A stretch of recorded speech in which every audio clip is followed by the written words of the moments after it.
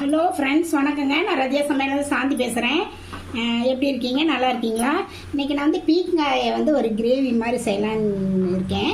நான் எப்படி செய்கிறேன்னு உங்களுக்கு செஞ்சு காமிக்கிறேன். ஃபஸ்ட் டைம் வீடியோ பார்க்குறவங்க இருந்தால் சப்ஸ்கிரைப் பண்ணிக்கங்க. பக்கத்தில் இருக்க பெல் பட்டன் கிளிக் பண்ணிங்கன்னா நான் போடுற வீடியோவில் உங்களுக்கு உடனுக்குடன் சேரும்.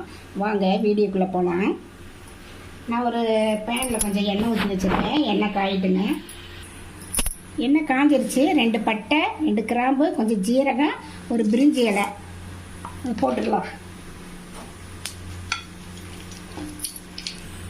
பொரிஞ்சதுக்கப்புறம் 4 பூண்டு தட்டி வச்சுருக்கேங்க. அதை இதில் சேர்த்துக்கலாம்.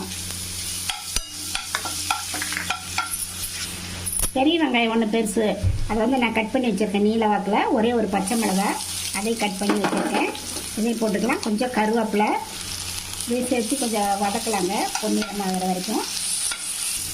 இந்த அளவுக்கு வதங்கினா போதும். தக்காளி ஒரு 2 தக்காளி, அதையும் கட் பண்ணி வச்சுருக்கேன். இதோடு சேர்த்துக்கலாம். கொஞ்சம் உப்பு போட்டுக்கலாங்க. தக்காளி வதங்கிட்டுங்க. தக்காளி நல்லா வதங்கிடுச்சு. சீக்கிரம் அந்த சைஸில் கட் பண்ணி வச்சுருக்கேன். இது ஒரு 1/2 கிலோ இருக்கும். இது அப்படியே இதில் போட்டு ஒரு 3 நிமிஷம் நல்லா வதங்கிட்டுங்க. இதுலேயே தண்ணி விடும். 3 நிமிஷம் அப்படியே கலரிக்கிட்டே இருந்தோம்னா தண்ணி விடும். அதுக்கப்புறம் நம்ம மசாலா போட்டுக்கலாம். பாதி ஒரு 50% வெந்துருச்சு. நம்ம இப்போ இதில் போட மசாலாலாம் ஆட் பண்ணிக்கலாம். மல்லித்தூள் 1 டீஸ்பூனு, மிளகாத்தூள் 1 டீஸ்பூனு, கரம் மசாலா ஒரு 1/2 டீஸ்பூனுங்க.